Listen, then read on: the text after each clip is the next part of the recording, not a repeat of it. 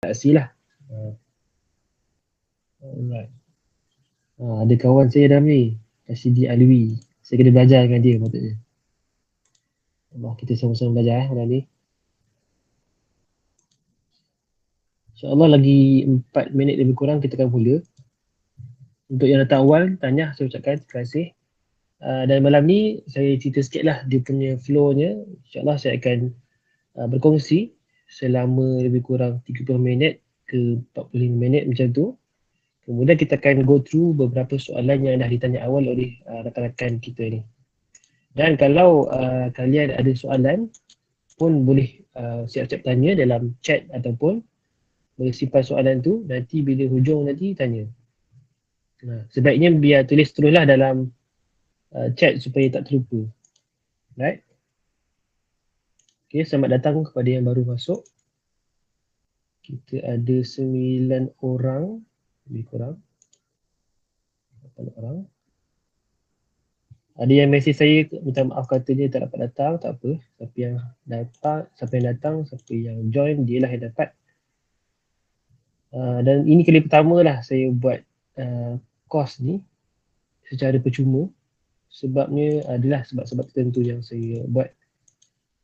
Semoga-moga siapa yang join malam ni insyaAllah moga-moga bermanfaat lah. Okay, lagi 2 minit kita mula.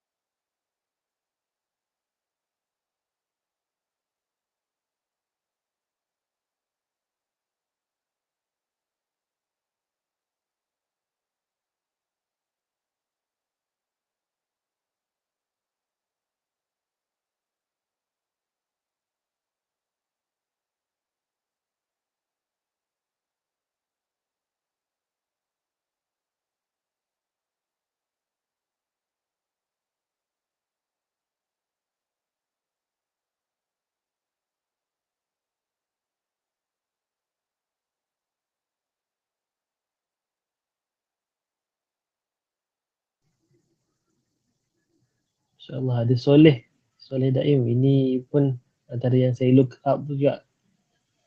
Baiklah, bismillahirrahmanirrahim. Assalamualaikum warahmatullahi wabarakatuh. Kita dah pun jam 9. Jadi seperti saya janjikan kita mulakan terus. Tak perlu tunggu yang lain. Untuk kita mula ni boleh tak saya nak minta tolong semua yang hari ni malam ni untuk respon sikit sama ada suara saya jelas dan adakah screen clear. Kalau jelas boleh reply jelas di ruangan komen. Dan kalau boleh saya tahu tuan-tuan perempuan dari mana. Contohnya saya Ajwat dari Bangi. Dah bekerja contoh. Kalau yang belajar mungkin boleh bagi tahu saya siapa, dari mana dan masih belajar supaya saya tahu macam mana saya nak sesuaikan konten yang akan disampaikan pada malam ini insyaAllah. Okay. Okay, terima kasih Nur Fatihah jelas. Amiratul Huda jelas dan clear. Saya minta mohon izin untuk panggil tuan-tuan perempuan semua dengan panggilan umum saja, iaitu tuan-tuan perempuan dan juga dengan nama. Sebab saya tak tahu mungkin dalam ni ada datuk-datuk ke kan, mana tak tahu. Ataupun ada gelaran-gelaran yang mungkin saya terlepas pandang. Cuma saya sebutkan nama je lah sebab nama tu pun pada saya adalah kemuliaan kita lah. InsyaAllah. Okey, kita ada AB dari bangsa KL, Nur Nazirah. Sudah bekerja, Amiratul Huda, student A, Ganu. Okey, Fatihah UKM. Okey, sambil-sambil tu boleh respon dalam tu dan kita mulakan seperti yang saya sebutkan pada data awal tadi, iaitu kita malam ini flow-nya adalah begini. Kita akan go through dulu penyampaian yang saya akan kongsikan selama lebih kurang setengah jam ke 45 minit. Dan akhir nanti kita akan go through beberapa soalan ataupun kita open kepada rakan-rakan sekalian kalau ada soalan nak tanya. Dan saya beritahu siap-siap, apa yang saya kongsikan ni memang ringkas sangat-sangat sebab benda yang saya belajar lebih kurang 3 tahun, hampir ratusan lah. Saya rasa memang dah capai 100 pun kelas yang saya join ataupun buku yang saya baca. Dan terbalik, boleh ke? Skrin tu okey ke? Kalau okey boleh bagi tahu okey, kalau tak okey boleh bagi tahu tak okey lah. Sebab dalam skrin saya nampak okey. Okey, dan ringkas saja. Dan saya mengharapkan kalau tuan-tuan perempuan ada soalan, barulah saya akan go lebih mendalam. Sebab apa? Sebab benda yang nak cerita terlalu banyak, tapi ringkaskan pada satu malam saja, lebih kurang setengah jam saja. Jadi saya hanya go through benda yang sangat-sangat penting yang saya rasa benda ni lah yang akan menentukan kalian boleh menjadi influencer di social media ataupun tidak. Dan ini adalah gambaran awal dengan mengambil kira saya anggap tuan-tuan perempuan yang join ni mungkin baru nak mendedahkan diri ataupun baru dia lagi dalam dunia social media, khususnya nak jadi influencer. Sebab social media kita cakap mungkin semua orang guna social media, tapi kita punya mindset sebagai reader dia tak sama bila jadi reader dengan seorang writer dan juga seorang content creator ataupun influencer. Okay, dan kalau saya go terlalu laju, saya harapkan tuan-tuan perempuan boleh bagi tahu dalam chat ataupun boleh on mic kata laju sangat ataupun untuk minta tolong ulang. Okay, right, kita mulakan. Bismillah. Pertama sekali apa kita akan sentuh? Pertama kita akan sentuh social media influencer tu apa, supaya kita faham apa kita bincang malam ni. Kita akan bincang benda-benda yang tak ada dalam konsep ataupun tak ada dalam konteks. Yang kedua, kita akan cerita sikit kenapa pentingnya menjadi seorang social media influencer menurut saya. Pada pandangan saya, mungkin tuan-tuan perempuan ada sebab kenapa nak jadi influencer ataupun kenapa nak belajar pada malam ni. Dah ada orang yang saya tanya pun dan mereka jawab, okey saya nak scan. Tapi bagi saya, kenapa saya buat kelas ni dan kenapa saya ajak ramai-ramai untuk join, percuma pula tu, sebab saya ada impian saya dan saya ada sesuatu saya nak capai. Yang ketiga, kita akan go through beberapa checklist macam mana nak jadi seorang influencer yang bagus. Sebab kat dunia sekarang ni, hari tu saya sembang dengan Dr. Taufik Razif yang dia punya content parenting. Dia kata kalau nak cari influencer sekarang ni senang. Orang dah tahu formula dah, orang dah tahu dah buat memang jadi. Tapi kita nak tengok influencer yang berkualiti, influencer yang betul-betul menyampaikan perkara yang bermanfaat, bagi value, itu susah. So atas sebab itulah malam ini pun saya lakukan kelas ini untuk membina influencer yang bagus. Dan insyaAllah yang terakhir, kalau sempat, kita akan go through lebih kurang ada 9 soalan. Kalau tak sempat, mungkin kita akan go mana yang sempat sahaja. Dan kita buka juga kepada persoalan sekiranya tuan-tuan perempuan yang hadir malam ni nak tanya soalan spesifik tentang masalah ataupun apa yang kalian nak capai, insyaAllah. Jadi tanpa buang masa, kita go kepada yang pertama, apa itu social media influencer? Saya kalau nak definisikan ataupun kita nak bincangkan apa maksud sebaliknya, mungkin terlalu panjang. Cuma ringkasnya malam ni, saya anggap tuan-tuan perempuan dah tahu dah social media tu apa. Benda yang kita memang dah guna setiap hari. Dan tuan-tuan perempuan pun dapat info kelas ni pun daripada social media.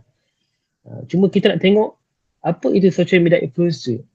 Kalau kita tengok pada terjemahan, pada pengistilahan yang dikeluarkan oleh DPP, maksud influencer ataupun maksud pempengaruh media sosial, social media influencer lah tu, iaitu individu yang mempunyai kuasa untuk mempengaruhi orang lain dalam media sosial menerusi kuasa, ilmu pengetahuan, kedudukan ataupun hubungannya dengan pengguna, user. Kita lah user kan. So maksudnya social media influencer ataupun pengaruh media sosial, dia ada kelebihan sama ada melalui kuasa ke, ilmu ke, kedudukan ke, untuk dia berhubung dan untuk dia mempengaruhi orang lain. Which is kalau kita gunakan bahasa mudah, influencer ni Kalau dia kata apa-apa, orang percaya. Ataupun kalau dia recommend something, orang ikut. Contoh, minta maaf saya batuk sikit malam ni. Contoh Khairul Amin, seorang influencer yang bagi saya sangat bagus. Bila dia recommend satu-satu masakan, bahan-bahan masakan, terus sold out. Itu level influencer yang beri impak lah. Sebab tu kita panggil dia influencer, sebab dia beri impak, dia beri pengaruh kepada orang lain. Dan kita nak tengoklah dalam konteks perbincangan kita pada malam ini, kita tak cerita pasal selebriti, kita tak cerita pasal asatizah, tak cerita pasal golongan-golongan yang ada autoriti, tapi kita cerita konteks kita ialah influencer dalam media sosial sahaja. Sebab influencer tu banyak, tapi konteks kita malam ni, kita hanya sentuh influencer yang melibatkan social media. So tuan-tuan perempuan, mungkin dalam ni pun ada influencer, mungkin dalam ini juga pada yang baru nak belajar, kita nak tengok apa sebenarnya dan bagaimana cara nak capai, nak menjadi seorang social media influencer. Okay, ini pendedahan sikit. Mungkin ada banyaklah pendapat mengatakan, okay, sekian-sekian level ni influencer. Cuma untuk memudahkan perbincangan kita pada malam ini, saya ambil satu pendapat. Ada 5 tahap influencer yang kita nak tengok. Iaitu kalau tengok yang pertama, daripada level mungkin start kita buka social media, kemudian mula add friend, mula buat kawan sikit, capailah 1000 ataupun kurang 1000. Kosong sampailah 1000 ataupun kosong sampai 999, itu kita panggil sebagai nano influencer. Nano influencer. So dia influencer juga, tapi dia perikat nano lah, kecil je lah, dia punya crowd dia punya lingkungan tu kecil saja. Bila jadi dia cakap sesuatu, adalah orang dengar 1000 orang kan, tapi tak cukup kuat pengaruh dia tu. Kita tengok yang kedua. Yang kedua adalah micro influencer. Micro influencer. Yang ini saya suka, ada sebabnya lah. Micro influencer senang kata capai je level 10k followers di platform masing-masing, kita boleh panggil dia sebagai micro influencer. Ada kegunaan ataupun ada fungsi-fungsi tertentu setiap level ni. Kenapa saya nak cerita? Supaya tuan-tuan perempuan faham. Kita nak cerita jadi influencer, kita nak jadi influencer yang mana? So, kita tengok satu persatu. Okay, yang ketiga, mid-tier influencer, which is bermula daripada level 50k je, capai 50k ke atas, kita pakai dia mid-tier influencer. Kemudian makro tadi mikro. Ini makro influencer adalah bila level dia capai 500,000 ke atas. Nanti boleh kongsikan slide di grup WhatsApp. Nanti kita tengok dulu sama dia boleh kongsi atau tak. Okay, kalau nak screenshot boleh screenshot dulu. Untuk kongsi tu insyaAllah nanti saya pertimbangkan, tengok kepada hujung nanti insyaAllah. Okay, last sekali adalah mega influencer. Once dia sampai level 1 juta ke atas. So kalau senang kata, mega influencer yang 1 juta ni, 1 million ni, kita boleh anggap level-level selebriti lah kalau kat Malaysia ni. Contoh kita tengok Tok T, Siti Nurhaliza, dia level tu. Siapa nama, Nilofa, level tu. So ada orang-orang tertentu yang level mega influencer ni, ada pengaruh-pengaruh tertentu yang tak ada pada micro influencer. Contoh juga kalau kita sebut micro influencer, level dia 10,000 je, ataupun mungkin level 30,000, 40,000.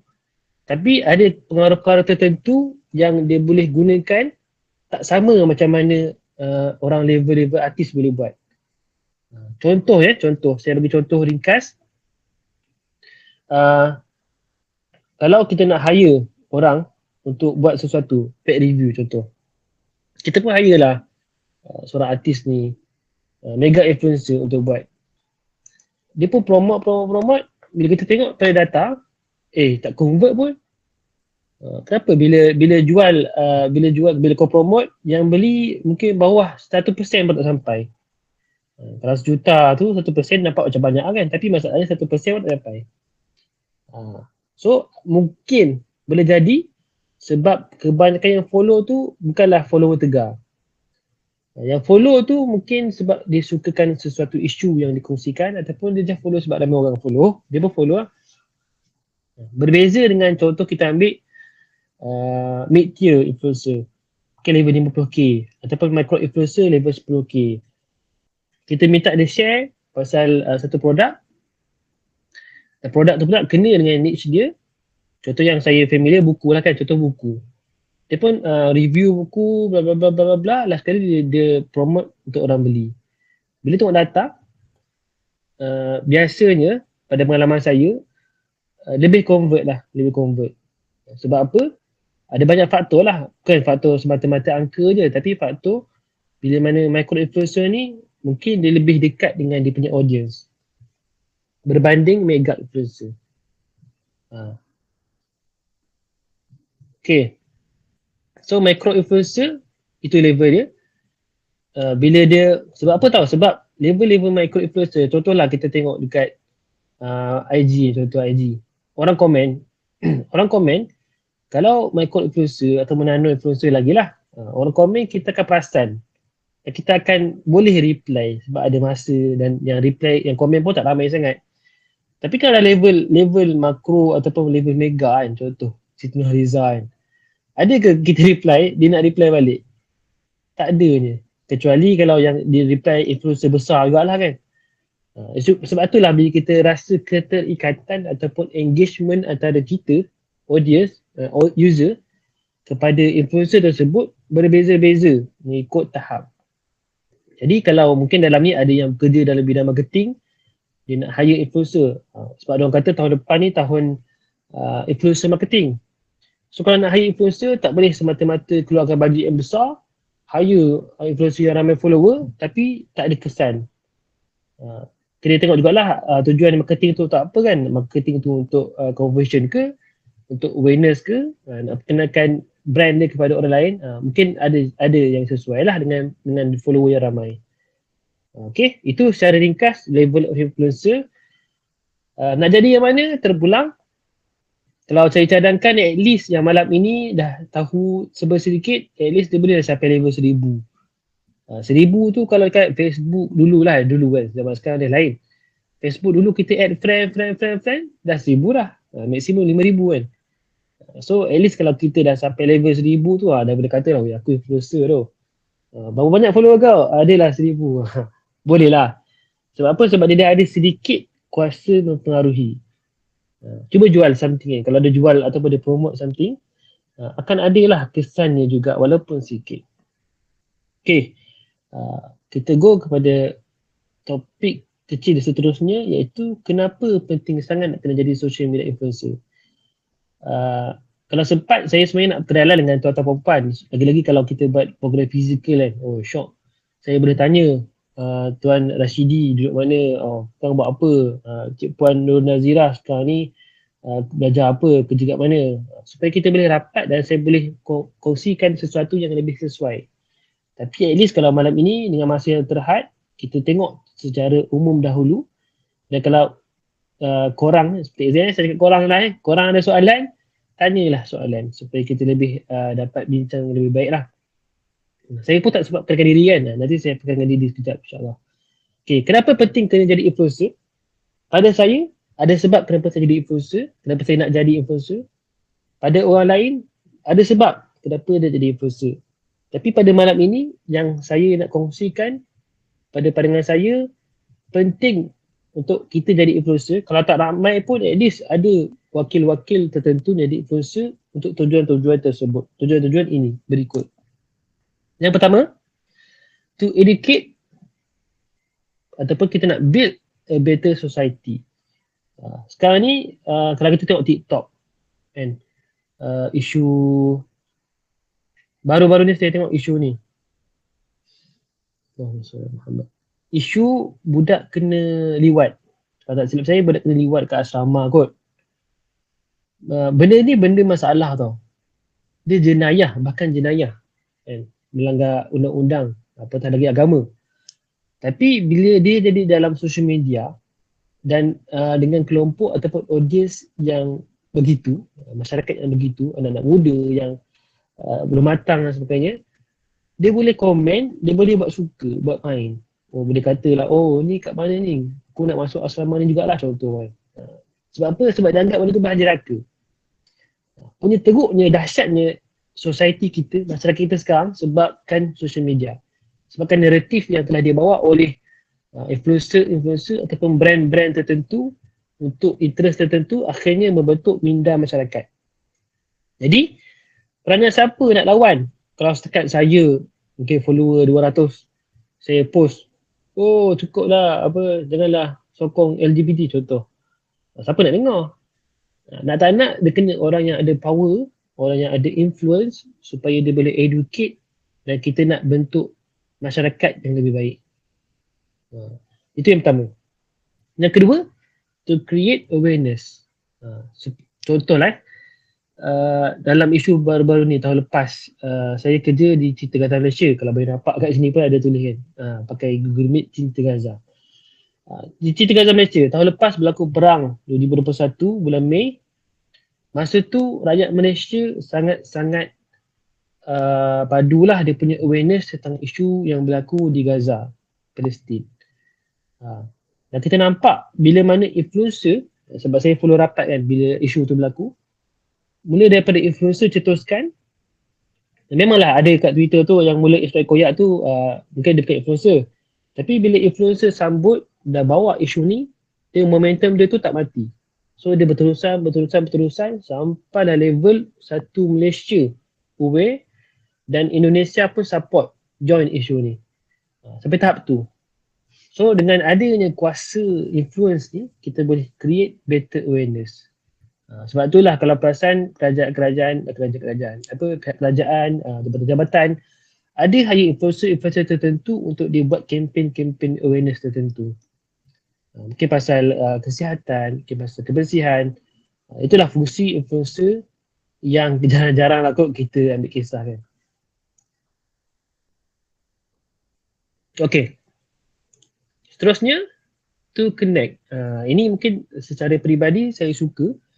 Sebab bila kita jadi influencer, kita punya reach dengan orang lain tu lebih panjang, lebih jauh, lebih luas. Contohnya bila saya sendiri bila grow dekat social media, saya mula kenal orang-orang ni, saya boleh jumpa dia, saya boleh berkawan dengan dia. Dan kita dapat exchange experience lah kan. So kita dapat connect dan nurture community. Bahkan kita boleh connect dengan orang-orang yang besar-besar dekat dalam social media ni kan. Antaranya dalam ni kita ada tadi Soleh lah kan. Saya pun tak jumpa lagi dia. Kalau sempat boleh jumpa daripada depan syok juga. Okay. Yang keempat, to share. Kita nak share apa? Kita nak share value kepada orang lain. Ini kita cerita nanti dalam checklist lebih lanjut. Cuma dalam ni saya nak beritahu tujuan jadi influencer bukan sekadar suka-suka, sonok-sonok, tapi kita nak share value. So bila kita share value, secara tak langsung orang akan suka untuk follow kita sebab kita ada value. Okay. Dan yang terakhir kelima, ini biasalah yang ramai suka, to make profit. Dan make profit tu, dia bukan semata-mata kita make profit sebab orang suka kita tau. Itu pun satu hal lah kan, bila orang dah trust, dia senang nak beli. Tapi sebenarnya make profit ni adalah kita exchange value dengan orang lain.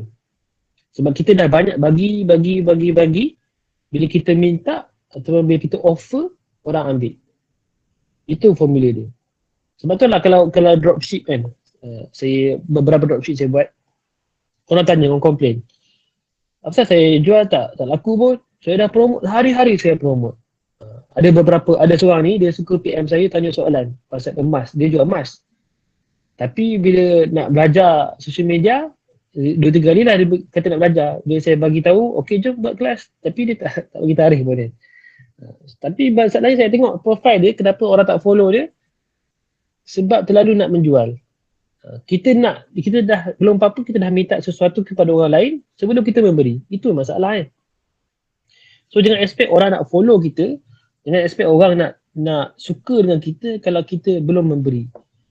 So kita nak make profit ke, kita nak grow dalam social media ke, kita kena exchange, kita kena bagi value kita ataupun kita bantu selesaikan masalah orang, barulah dia akan favor kepada kita. Okay, jadi itulah 5 pandangan saya kenapa pentingnya jadi influencer ni. Kalau tak jadi influencer boleh capai juga, tak ada masalah. Mungkin ada daripada 5 ni, boleh je connect, boleh je share, tapi dia punya impact tak cukup efektif berbanding jadi seorang influencer lah. Okay. Okay, being a good influencer checklist. Saya go laju sikit lah nak jadi influencer ni memang banyak lah benda nak kena check, dari segi contentnya, dari segi niche-nya, idea, dari segi disiplinnya, etikanya. Tapi malam ni saya cuba ringkaskan ada 8 point yang at least kita didedahkan dengan perkara ini supaya kita lebih awal tahu dan kita boleh buat sesuatu. Kalau betul jadi influencer, malam ni dapat je 8 point ni, boleh terus mula, kaji dan buat. Okay. The first one is kita go for mindset dulu. Okay. Pasal mindset ni, saya mungkin tak dapat nak cerita lebih lanjut, cuma saya cadangkan cuba cari pasal apa beza growth mindset dengan fixed mindset. Ramai yang cakap kat saya, aku nak juga jadi influencer, aku nak juga grow dekat, aku nak juga buat bisnes. Tapi dia punya mindset pun dah masalah. Dia sangkut dekat fixed mindset je dia. Dia tak growth mindset. Boleh Google, sekarang ni banyak dah video, artikel cerita pasal beza fixed mindset dengan growth mindset. Yang kita nak ialah kita nak growth mindset. Kita nak sentiasa tambah baik dan improve diri kita. Yang kedua, be authentic. Yang ini pun ramai yang salah buat ataupun salah faham. Aku nak jadi macam dia lah, betul, tak ada masalah. Tapi kita terlalu nak jadi orang lain sampai kita jadi diri kita yang bukan diri kita. So sepatutnya be yourself. Kita boleh kekal dengan diri kita. Dalam masa yang sama, kita jadi unik. Sebab kalau kita nak jadi better than others, terlalu ramai orang lebih baik daripada kita. Contohlah saya buat niche productivity. Kalau nak saya jadi better, ramai lagi kat US, kat UK contohnya, diorang dah lagi famous daripada saya. Content lagi menarik, video editing lagi cantik. Tapi bila saya jadi unik, which is saya jadi masuk dalam market Malaysia yang dalam kelompok yang umur macam saya sekarang ni, maka saya jadi berbeza daripada orang lain. Ini kalau kita cerita on competition lah kan. So tak perlu risau nak jadi orang lain, tak perlu nak berubah teknik, berubah cara cakap, tak perlu. Just be yourself dan be better person lah. Janganlah kita just be yourself tapi tak nak improve. Itu masalah. Okay. Ketiga, be adaptable. Sebab dunia sekarang ni sangat-sangat laju. Laju gila kan. So contoh TikTok. Sekarang TikTok dah jadi media sosial yang paling banyak di-download. Yang paling banyak user lah sekarang kata. Kalaulah kita betul-betul betul, be you. Nobody can replace you. Kalau kita betul-betul nak follow kan trend, kita kena cepat lah. Kena adapt.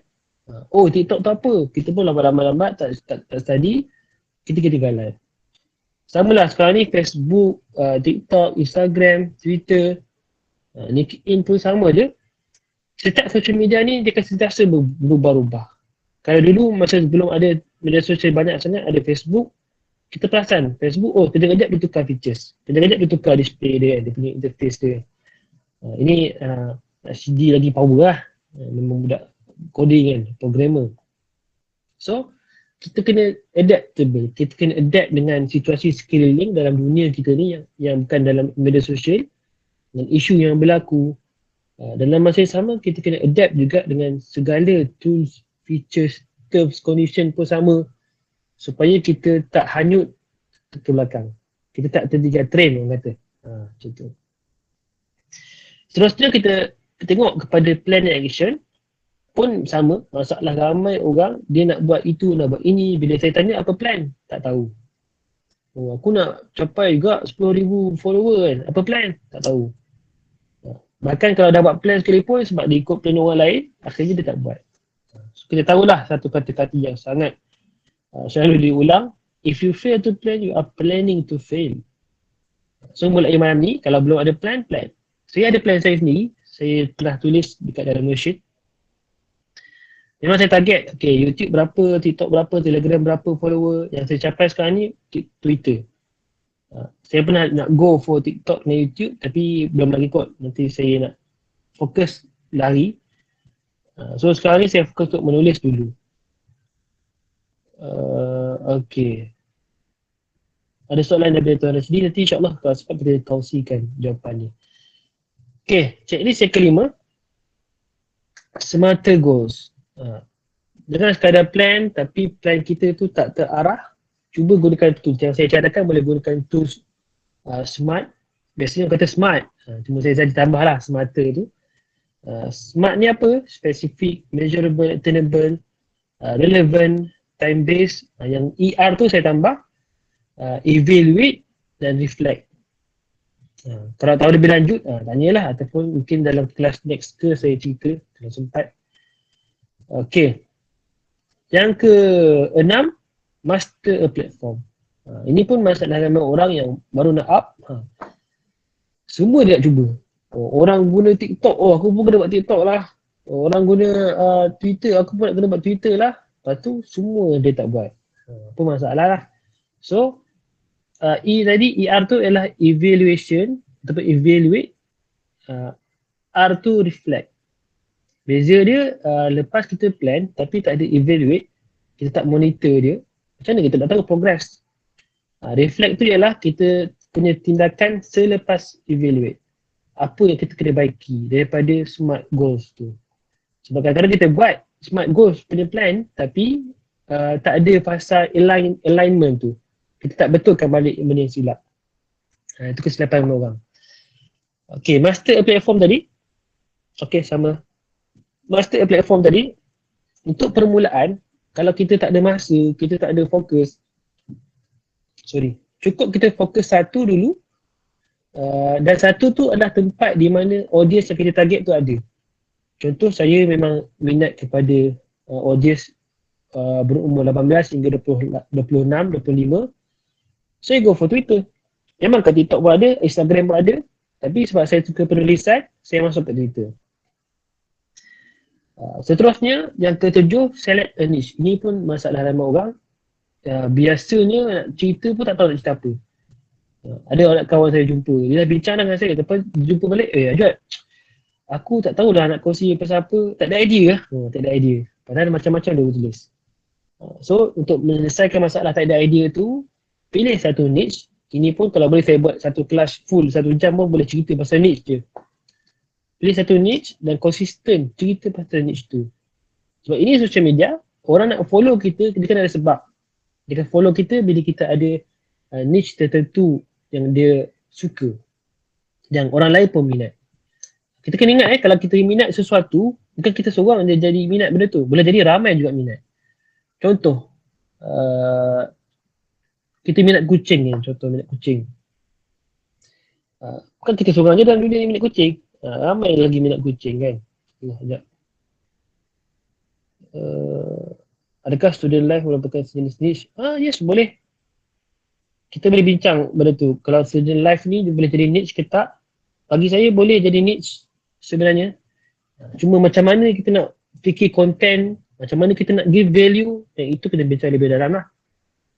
Dan yang terakhir, checklist terakhir iaitu kita kenalah keep learning. Yang ini memang saya sangat-sangat tekankan sebab once kita stop belajar, once kita stop nak berusaha, masa tu kita akan mati. Contohlah tengok Dragon Ball, Dragon Ball kan, Goku sentiasa nak tambah baik diri dia. Sampai tak habis-habis lah cerita Dragon Ball tu, dah ada God lah apalah kan. Contohlah. Okay, so dalam nak keep learning ni, satu mindset bagus yang kita perlu ada ialah kita kena be a learning person. Kita jadi orang yang belajar. Bukan orang yang dah tahu. Not a learned person. Sebab ilmu tu takkan pernah cukup. Bila lagi belajar, lagi kita tak tahu sebenarnya. So belajar, bacalah, banyakkan baca dan kena belajar setiap hari benda baru. Okay? Yang ini learning person ni maksud saya, dia bukanlah semestinya pelajaran yang formal. Contoh, saya dah habis belajar kan, macam mana saya nak belajar lagi? Tak. Maksudnya kita sendiri punya inisiatif, kita yang kena belajar lagi, dalami lagi bidang yang kita nak belajar tu. Terutamanya bidang agama lah kan, Fardu Ain, kita rasa dah cukup bagus. Padahal, dia ada level-level dia boleh upgrade. Walaupun orang dah belajar Quran, dah boleh baca Quran, lancar, hafal, siap. Tapi sebenarnya dalam ilmu tu, bidang tu, dia boleh dalami lagi sampai jadi pakar. Dan percayalah, takkan ada lah dalam dunia ni yang orang memang belajar sampai level dia dah tahu semua benda. Dia dah cukup belajar dah. Tak ada. Mustahil. Okay. So, kita dah habis 5 ke 8 checklist. Sebelum saya masuk Q&A session ni, yang mana dah ditanya soalan oleh orang lain, saya nak sentuh dululah soalan yang sahabat kita tanya. Sekejap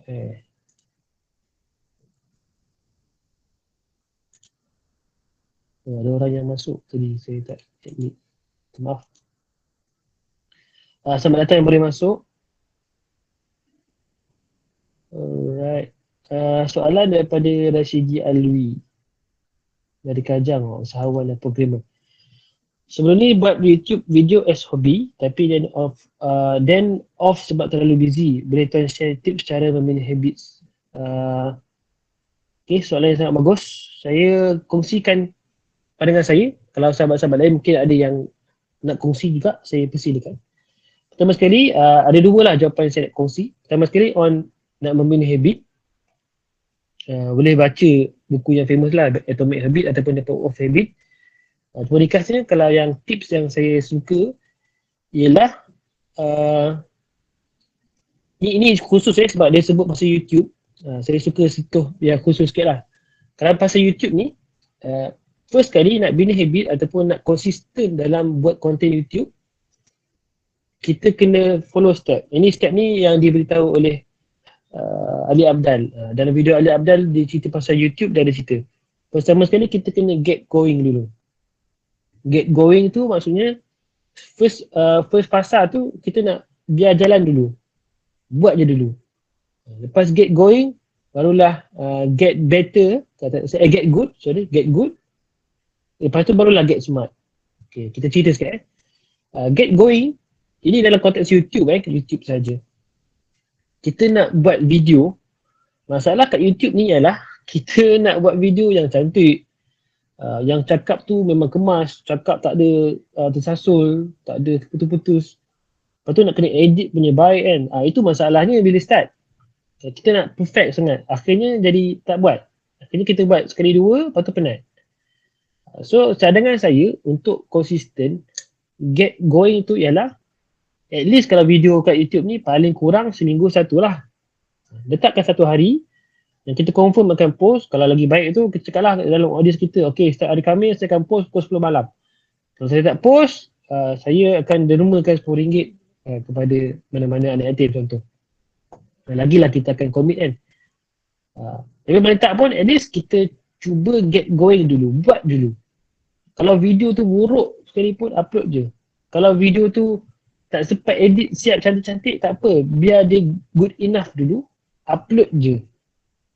Sebab tadi kata hobi kan, hobi. Kedua, get good tu, kita lepas dah konsisten kan, lepas 40 hari, lepas dah buat 120 video contohnya, atau dah buat 80 video, masa tu barulah kita dah ada konsistensi, barulah kita fikir on macam mana aku nak tambah baik kerja aku sekarang. Sekarang ni kita dah berjaya, dah buat setiap hari post, setiap minggu post, ataupun seminggu 2 kali, 3 kali. Barulah next level kita nak tengok macam mana nak tambah baik konten aku ni. Ada orang yang dia ada skill tu, dia memang dah boleh buat daripada awal, go on lah, janganlah buat video buruk pula kan. Tapi untuk orang yang baru mula, lagi-lagi kat YouTube, sebab YouTube ni dia memerlukan high quality video, lagi orang nak follow. Lepas dah get going, barulah kita get good. Lepas dah konsisten, barulah kita tengok apa aspek-aspek yang nak tambah baik. Masa ni, jangan nak semua benda nak buat. Kita cuba satu benda dulu. Mungkin lighting kena lagi cantik. Mungkin mic kena tukar supaya dia clear. Okay. Lepas get good, barulah get smart. Masa tu, nak fikir sama ada aku nak buat ni untuk sekadar hobi saja ke, ataupun nak buat ni sebagai kerjaya. Kalau nak buat sebagai hobi saja, macam mana aku nak betul-betul manfaatkan hobi ni ataupun aku nak guna sebagai apalah lepas ni. Kalau hobi tu aku nak monetize, nak jadi kerjaya, macam mana daripada konten aku ni aku nak buat dia dapat duit. Itu kena bincang lebih lanjut lah. So get going, get good and get smart. Itu yang pertama. Tips pertama. Tips yang kedua, cadangan saya, YouTube ni macam-macam tips lah kan. Cuma yang saya nampak paling berkesan, which is saya pun invest juga kepada content creator CGM pun buat sama. Kita buat secara bulk. Sebab saya tahu Tuan Rashidi ni memang orang sibuk.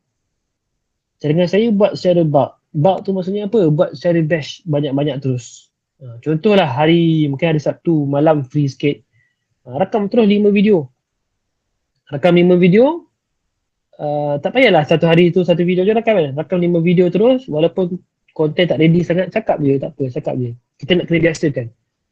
Lepas tu dah buat batch konten tu, baru dah proses. Okay, video ni aku dah edit sikit, tapi tak siap lagi, tak apa.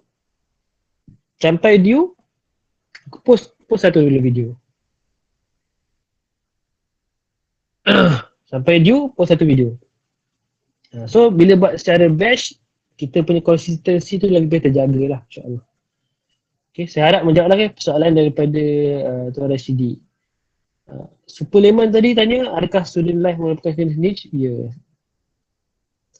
Okay, kita sambung balik daripada slide tadi. Saya pilih share sekejap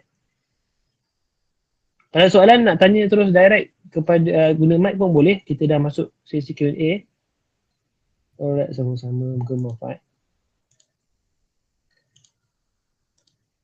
Okay, ini adalah soalan yang ditanya melalui sama ada DPM saya ataupun itu dah cara apa cari lagi kan. Dia memang DM lah. Sebelum join kelas ni. Maksudnya masa saya sebelum saya open registration, saya just buka dulu. Kata okay aku nak berkelas ni. Okay. Yang pertama dia tanya pasal cara pemimpinan konten ataupun niche dan juga personal branding sebab nak expand reach media sosial. Ada 9 soalan, saya rasa saya baca dulu lah soalan-soalannya supaya kalian tengok dulu mana yang rasa-rasa nak kita bincangkan.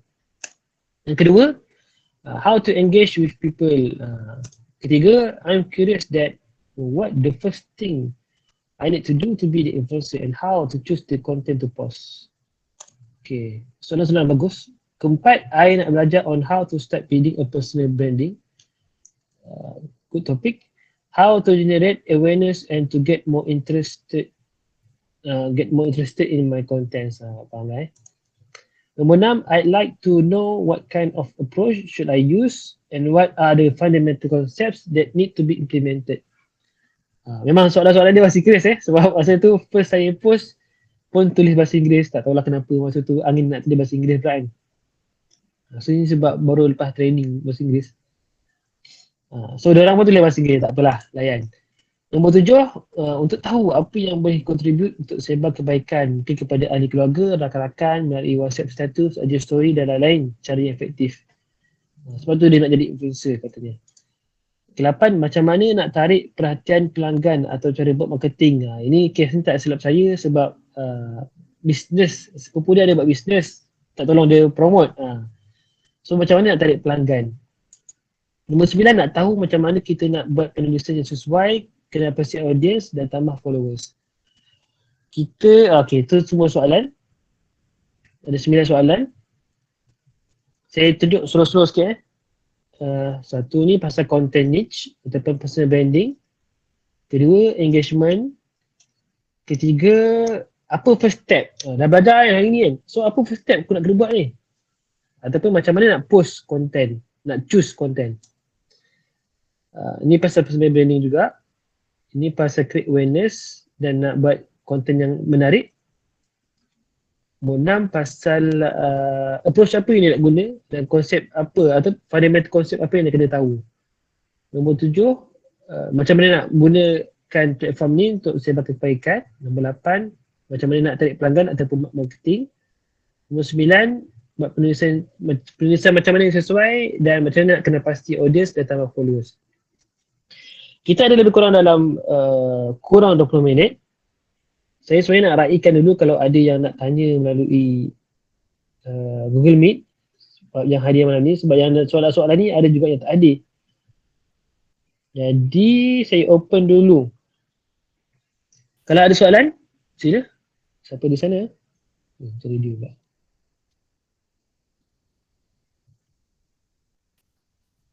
Hello?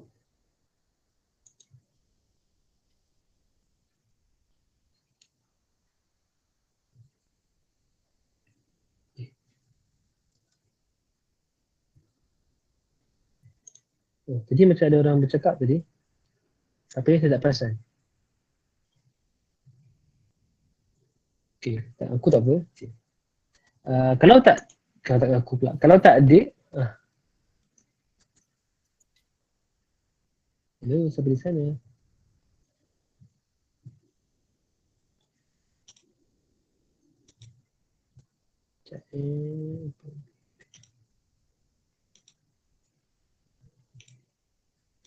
Okey, anggaplah tak ada.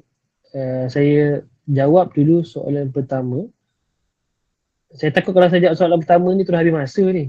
Sebab panjang explanation dia. Tapi tak apalah. Sebab dia tanya dulu, kita jawab soalan dia dululah. Okey. Bagaimana untuk dapatkan saya baca soalan. Daripada saya tak tahu nak sebut macam mana. Fatia ke? Fatia Talib.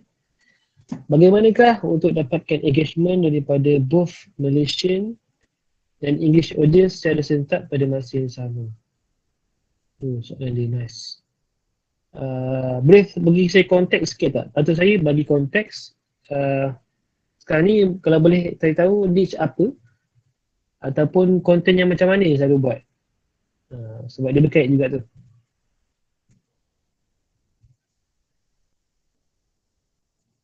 Okay. Ni tak tahu lagi. Tapi memang target nak dua-dua nak Malaysian dan English. Macam tu Kalau boleh. Baik. Saya cuba bagi contoh ringkas dulu. Dan kalau boleh saya hurai lebih lanjut, saya cuba. Pertama sekali, paling mudah untuk catch dua-dua ni, go for bahasa dia. Maksud saya bahasa tu ialah, sekejap, saya stop share. Bahasa tu maksud saya ialah, guna bahasa Inggeris lah. Guna bahasa Inggeris.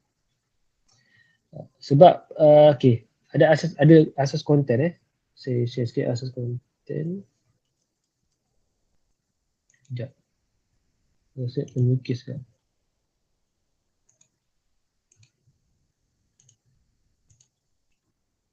Nampak ke?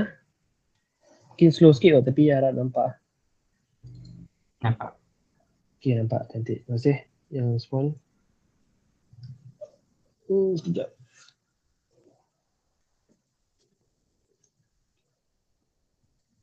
Source content. Siapa yang pernah join kelas content marketing kat luar sana, biasanya akan sentuhlah 4 asas ni. Pertama, dalam setiap konten kita buat, kalau betul-betul nak dia jadi konten yang berkualiti, konten yang boleh viral, konten yang shareable, make sure ada 4 ciri-ciri ni. Pertama, dari sudut bahasa. Bahasa. So, saya sentuh bahasa tadi kan.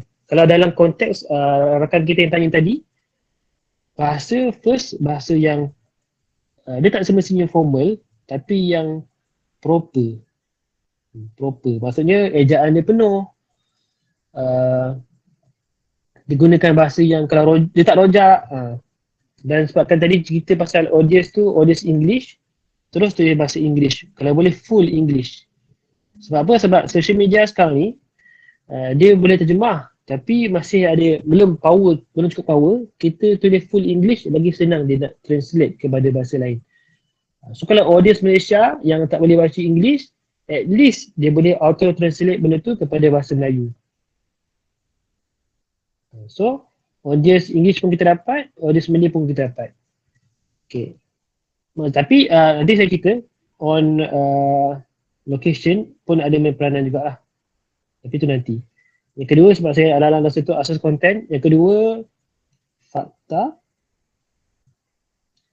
Ketiga emosi.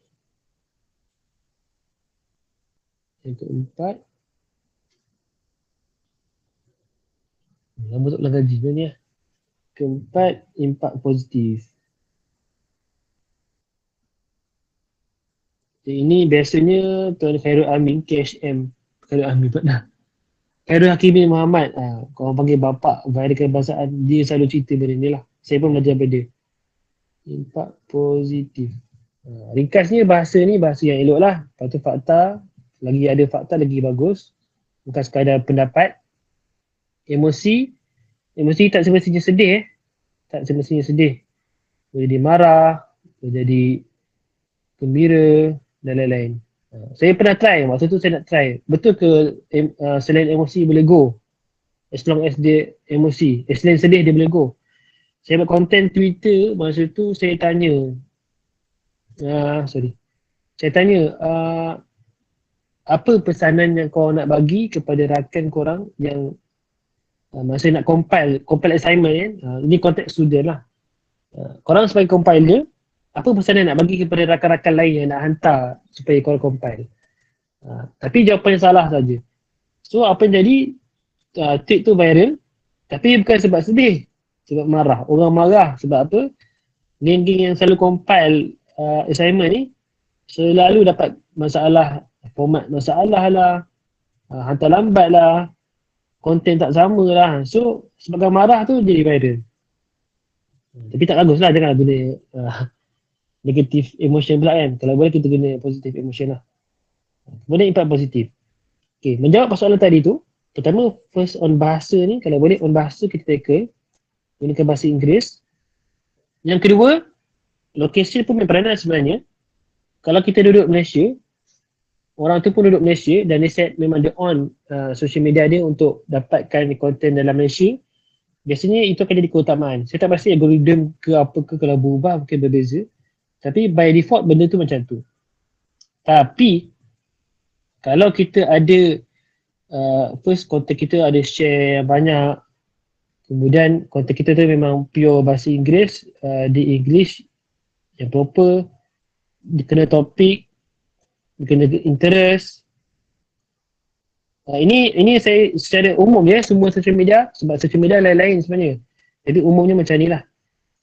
Sekali saya ingat, orang betul bahasa Inggeris, topik dia ada topik-topik tertentu yang dia dapat detect. Contohnya, banyak pula campuran. Contohnya topik money, ataupun topik books, sport, contoh. Dia dapat detect topik-topik ni. Sama lah juga interest kan, interest. Bila dia dapat detect sama ada on keyword ke, on kita punya setup dalam profile tu ke, InsyaAllah boleh go viral. Bukan boleh go viral, maksudnya boleh visible luar negara dan juga dalam Malaysia. So itu secara ringkas lah kalau kita nak cerita malam ni kan. So saya harap menjawablah persoalan daripada sahabat kita tadi. Boleh saya kongsikan sedikit? Boleh. Silakan soalan. Silakan. Okey, pertama dan utama, sebenarnya terima kasih banyak kepada Ajwad. Sebenarnya ini kali pertama tahu join kelas Ajwad, dan sejujurnya memang tak sangka cara penyampaian Ajwad, cara dia menyusun idea, cara dia mengaturkan segala butir bicara tu, boleh nampak lah yang Ajwad ni seseorang yang memang boleh dikatakan ahli dalam bidangnya. Jadi terima kasih banyak kerana buat platform macam ni. Jadi kita boleh bersama-sama berkongsi. Dan sebenarnya saya nak cakap kat sini bukan sebab nak tambah poin tadi, tapi saya lebih kepada nak menjawab soalan daripada Super Lemon yang berkenaan adakah student life pun sebuah niche. Tadi kalau tak silap dia ada bertanya soalan tersebut. Okey, sebenarnya saya teringin nak menjawab soalan tu adalah sebab sejak kebelakangan ni saya buat penyelidikan, saya buat research sedikit pasal student life punya niche, dan daripada apa yang saya dapati memang dia merupakan satu niche yang boleh dikatakan tinggi permintaannya yang saya dah tengok dari sudut Google Blogspot, Google Blog Post, Twitter dan YouTube. Daripada kalau platform-platform lain saya kurang pastilah, tapi daripada ketiga-tiga platform ni saya dapat nampak bila berbenda yang kalau ditulis dengan keyword yang betul memang boleh capai ramai audiens dan boleh mendatangkan engagement yang lebih ramai. Macam contohlah, saya fokuskan dekat YouTube. Saya nampak konten-konten yang berkenaan dengan Univlog atau Student Life ni memang ada ramai orang-orang yang akan tengok dan orang-orang yang akan komen. Jadi saya cadangkan, kalau boleh saya cadangkan dekat saudari Super Lemon kalau nak buat YouTube lah kan, nak buat konten dekat YouTube, dia macam mungkin buat a day in life ataupun productivity day ataupun what's in my backpack, benda yang macam berputar di sekeliling hal-hal kehidupan di universiti. Dan saya yakin insyaAllah awak akan dapat ramai penonton yang datang tengok video awak. Kalau macam blog post ke atau Twitter pun sama juga. Saya sendiri dah pernah bereksperimentasi di Twitter. Saya buat rajutan dan juga beberapa video yang berkongsikan tentang productivity di universiti, dan memang dapat banyaklah juga engagement terutama daripada mereka-mereka yang bergelar sebagai pelajar universiti. Okey, itu sahaja dari perkongsian daripada saya. Terima kasih banyak Ajwad. Alright, sama-sama. Terima kasih juga Soleh. InsyaAllah konsep sangat baik. Saya sangat kagum dengan sahabat kita ni sebab dia konsisten dekat dalam social media, bercakap, gunakan bahasa yang bagi saya proper lah, bahasa yang cantik. Allahu Akbar. So tanya dan teruskan usaha tu. Saya campur-campur sikit, tapi sekali-sekala saya cubalah tengok konteks. Menjawab juga persoalan Tuan Rashidi dalam soalan ni. Dia tanya berkenaan bahasa, kadang-kadang kita tulis rojak untuk audiens rasa santai. Tapi bila tulis rojak dan pakai bahasa pasar, nampak tak profesional pula. Apa pendapat Tuan berkenaan pilihan bahasa dan cara nak seimbangkan antara santai dan profesional? Okey, untuk jawab soalan ni saya rasa mungkin akan berbeza pendapat juga dengan beberapa orang. Tapi sebabkan seperti saya lah, kelas saya tak adalah. Sebab ini pandangan saya. Pertama sekali, kalau buku ataupun penulisan formal, berita ke, artikel yang dipublish ke, iaitu clear, memang bagi saya perlu formal. So, no santai, no rojak. Santai boleh, tapi rojak tak boleh. Dan bahasa kena betul. Bahasa kena betul maksud saya, tata bahasa, penggunaan perkataan kena tepat, dan bahasa jangan lewah. Bukan novel. Kemudian kalau novel beza, kalau buku fiction beza. Okay, kalau di social media pula macam mana? Di media sosial, dalam media sosial pandangan saya bergantung juga pada media sosial mana kita pilih. Secara umumnya media sosial kita lebih santai. Santai tu maksudnya tak pakai bahasa baku, kita boleh rojak-rojak sikit. Sebab kadang-kadang Melayu ni kadang-kadang ada perkataan yang kita gunakan bahasa Inggeris kan, lebih banyak untuk bagi faham. So untuk saya rasa untuk media sosial okey buat macam tu. Tapi still kena jaga juga beberapa perkara macam ejaan. Saya prefer baik type penuh. Rojak kalau boleh, rojak janganlah rojak bercampur-campur, semua ayat ada rojak. Kalau boleh biar satu ayat je ke, satu perenggan je ke, ataupun dalam satu perenggan tu mungkin nak campur ada bahasa lain, satu dua perkataan je. Ini secara umum Tapi anda kata kalau macam kita bincang on konteks, kita nak visible satu dunia macam soalan tadi kan, iaitu better jangan buat rojak. Contoh macam saya tulis kat Twitter, dalam banyak penulisan saya, kalau saya nak buat santai, saya akan gunakan aku, ataupun kalau guna saya pun saya akan gunakan korang instead of anda ataupun kalian. Kalau yang itu dekat Facebook tak sesuai. Tapi kalau saya dalam konteks tadi, saya nak tulis English, nak bagi audience saya English baca, yang itu tak sesuai. Sebab untuk translation ke apa susah. Dan untuk kita sendirilah, kita konsisten menulis pun akan bercampur-campur. So better kena hati-hati. Lagi-lagi kita tulis dekat LinkedIn contoh. Kat LinkedIn campur-campur, rojak tak sesuai. Tapi kalau dah just kadang nak engage dengan kawan-kawan, kadang-kadang saya reply tweet kawan-kawan, kadang saya ngarut juga kan. So boleh je guna bahasa santai, rojak-rojak, tapi be proper lah. Kalau boleh kata bahasa dengan terlanggang, tulis type penuh, ejaan penuh. Kecuali kalau dah macam yang, YG ke, okey dah lagi lah. Tapi kalau boleh penuh-penuh. Walaupun media sosial, itu pandangan saya. Okey, kita ada lebih kurang lagi 4 minit. Saya rasa saya select juga soalan tadi sebab mana ada soalan daripada audience. Kalau ada soalan lagi, saya rasa elok saya utamakan audience. Okay. Pasal niche ni saya rasa saya boleh cerita lama sebab kalau nak buat satu kelas yang betul-betul bimbing sampai dapat jadi influencer, sebab saya sebenarnya nak try nak buat satu kelas bimbingan sebab ini just training. Tapi kalau personal consultation atau coaching, saya boleh bagi homework, kita boleh buat betul-betul test. Macam tu at least kalau belum capai 1000, dah capai 1000 follower dulu dah. Tapi itu next time lah kot. Kalau ada saya bagi tahu balik dalam social media nanti insyaAllah. Saya rasa saya nak contoh ni saja last sebelum kita tutup. Kalau tak ada soalan secara lisan, cara nak engage kat people. Okay. Ini huraian kepada yang saya tulis, be authentic. Be authentic lah, lebih kepada be authentic. So soalan tadi, how to engage with people. Kalau di social media, setiap platform ada teknik-teknik tertentu untuk kita naikkan reach, untuk kita hidupkan semula posting tu, ataupun kita nak orang kenal ataupun orang dia kenal kita.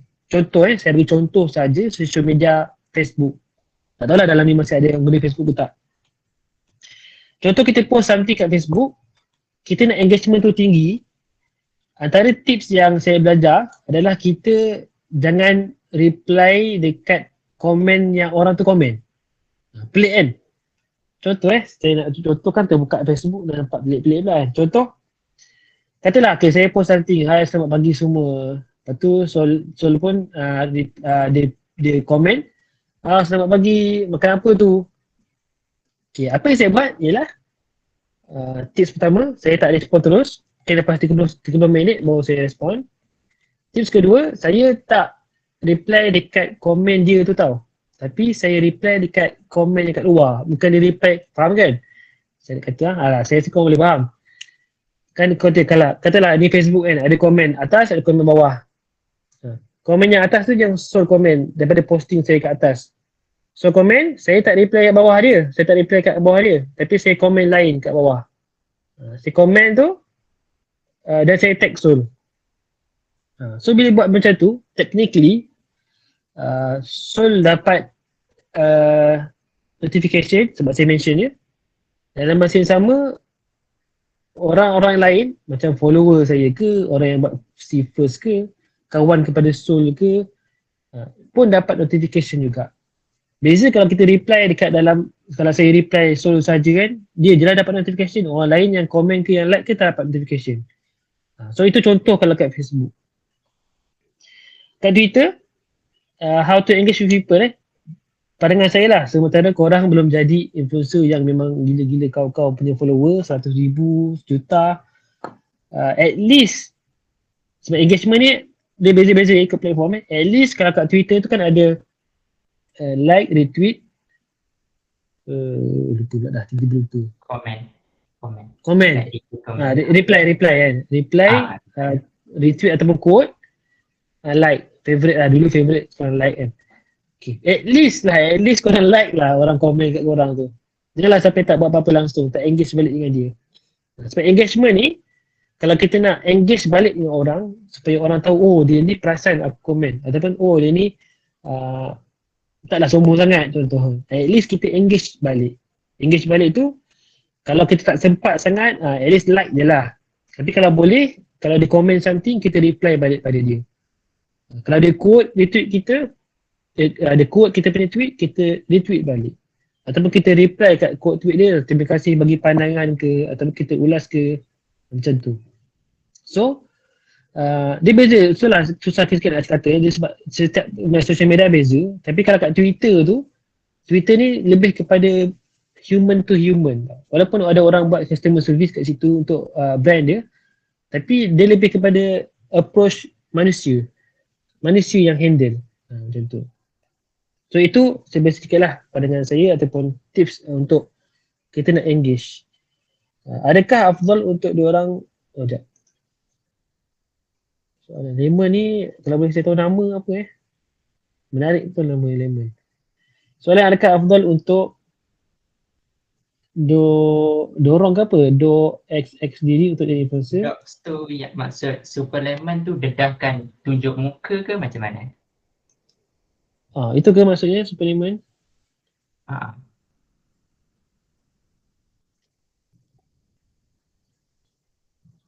Okay, kita tunggu dia reply. Okay, betul. Ha. So ada nak kongsi apa-apa ke pasal ni? Okay, Sebab biasa buat video YouTube kan? Sila. Terima kasih Ajbat sebab bagi peluang untuk menjawab soalan ni. Okay, dia macam ni. Kalau kita nak jadi influencer, sebenarnya tak semestinya kita perlu menunjukkan muka dan gambar kita.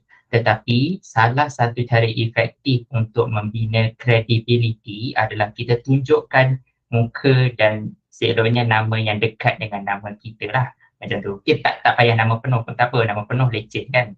Tapi pun untuk faktor keselamatan. Jadi kita guna gambar kita dengan nama pendek kita macam tu. Sebab apabila orang nampak gambar kita, orang akan lebih cenderung untuk tahu kita ni real tau. Kita tak bersembunyi di sebalik satu avatar. Tapi kalau contoh saya faham setengah orang macam malu-malu kan dia nak tunjuk diri dia. Tak apa. Itu boleh menggunakan avatar lain tetapi tetap juga mematuhi checklist atau ciri-ciri yang Ajwad dah senaraikan tadi sebagai influencer. Itu maksud saya. Jadi afdal tu boleh dikatakan digalakkan tetapi tak wajib lah.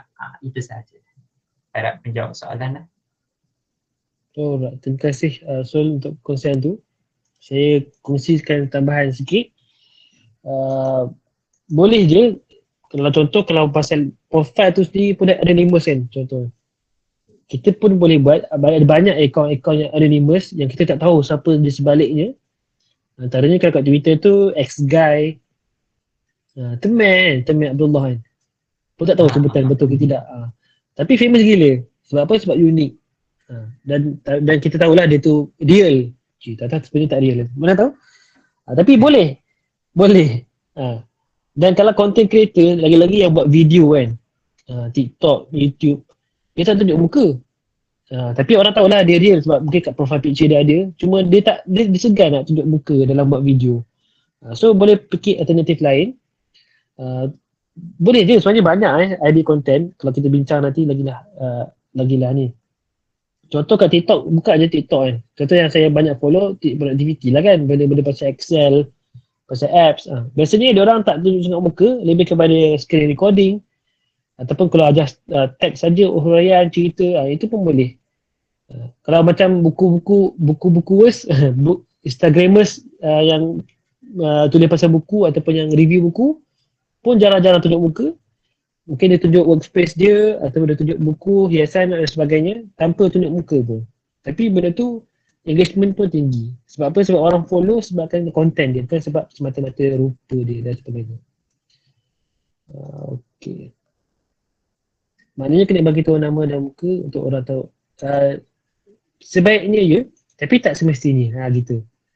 Ada je orang menjenamakan diri dia. Okey, ada yang baru masuk. Selamat datang walaupun kita dah nak habis sebenarnya, tapi tak masalah. Okey, last but not least, kalau ada soalan terakhir yang boleh kita raikan dalam kelas malam ini, saya persilakan kod peluang terakhir. Sambil-sambil tu saya nak share something.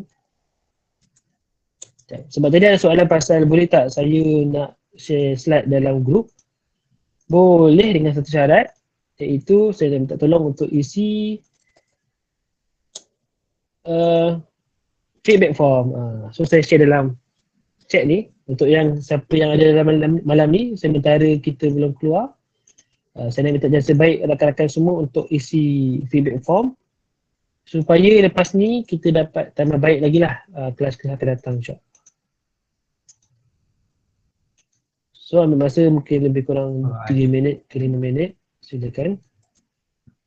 Sambil-sambil tu kalau ada soalan boleh tanya soalan dulu Ajuat punya perkongsian ni sangat best lah. Terima kasih Sol. Saya ni sebenarnya kekok tau sebab saya tak reti nak buat lawak. Saya skema je. So kalau siapa yang nak join cepat nak belajar je boleh lah. Tapi kalau nak happy-happy tak reti.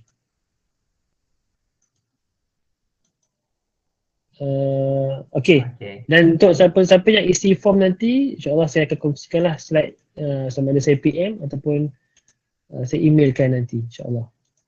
Dan untuk yang isi form pun saya ada satu special gift lah. Giftnya apa nanti saya akan bagi tahu dalam grup kepada yang isi saja. Okay. Kalau tak ada soalan, saya kira setakat tu saja. Dan saya sebenarnya saya bekerja di Cinta Gaza Malaysia, Persatuan Cinta Gaza Malaysia ataupun CGM sebagai bahagian marketing lah senang kata. Jadi saya sebenarnya buat kelas ni pun saya ada percuma, instead of saya, bukan semata-mata personal saya pun dia juga. Dalam masa yang sama, saya pun mengharapkan ramai lagi influencer-influencer yang cerita kebaikan. Sebab dekat media sosial kan, terutamanya sebab saya memang fokus on Twitter, terlalu banyak toksik lah. Bila saya sembang dengan influencer besar, contoh Dr. Taufik ke siapa lagi Nadia Anuri sendiri lah kan. Kalau saya sembang, bila saya tanyalah kenapa orang-orang influencer ni trend KHM sendiri, kalau Hakim Muhammad, kenapa diorang tak masuk kat Twitter, saya tanya. Sebab tengok orang muda je ramai, dan orang muda pun tak cukup power kan. Diorang kata sebab tak biasa lah Twitter, satu. Kedua, katanya Twitter ni toksik sangat. Belum cerita pasal DS account lagi, berapa banyak DS account dalam Twitter tu. So bila saya fikir macam tu, kalaulah semua influencer nak lari daripada Twitter ataupun tak ada siapa yang nak tinggal kat Twitter untuk macam kind of membersihkan Twitter, akhirnya makin lama akan berleluasa lah orang-orang yang terus cerita keburukan. Sama lah macam TikTok. Kalau perasan masa TikTok mula-mula wujud dulu, ramai orang kata ni haram, ni tak baik. Tapi bila masuk ni ustaz-ustaz, bila masuk ni content creator yang baik-baik, yang bagus-bagus, konten yang bermanfaat, akhirnya benda tu semakin sebanyak dia dah balance. Masih ada sebenarnya, banyak je lagi konten-konten ngarut kan, tapi siapa yang follow tu follow lah. At least kita dah give alternative supaya orang bukan semata-mata follow benda tak bagus sahaja. So dalam ni saya tak pasti mungkin dah ada jadi influencer dah. Kalau belum pun saya doakan lah moga-moga jadi influencer, dan bukan sekadar jadi influencer tapi influencer dunia dan akhirat lah insyaAllah. Kalau ada siapa-siapa berminat nak tahu lebih lanjut, nak belajar lebih lanjut ke, sebenarnya saya ada buat kelas personal, tapi yang itu memang ada cost lah. Sebabnya saya akan bimbing, insyaAllah bimbing sampai level betul-betul jadi influencer lah. Mungkin starting KPI dia 1,000 dulu. Dah capai 1,000, kita akan tahu cara nak duplicate bagi capai 3,000, 10,000, 1,000. Walaupun saya tak dapat nak tunjuk contoh proven dekat akaun saya 10,000 saja, tapi saya pernah handle akaun-akaun yang brand yang dah capai pun 100,000. Alhamdulillah. So, itu saja yang dah isi. Terima kasih. Kita jumpa lagi kalau ada kesempatan lain. Saya mohon maaf kalau ada kesilapan, kekurangan daripada penyampaian. Ini memang kali pertama, jujur saya kata, kali pertama saya buat kelas social media influencer khususnya. Saya pernah buat konten marketing, saya pernah buat kelas marketing, saya pernah buat kelas penulisan, kelas pencapai awam, training macam-macam. Tapi ini specifically on social media influencer, ini adalah kali pertama. Jadi tuan-tuan dan puan, terima kasih banyak atas respon, soalan yang baik, perkongsian tadi. Kita jumpa lagi insyaAllah lain masa. Dan yang dah isi nanti saya kongsikan hadiahnya apa dalam grup. Okay? Itu saja, kita tangguhkan tasbih kafarah dan suratul Nas. Bismillahirrahmanirrahim. Subhanallah.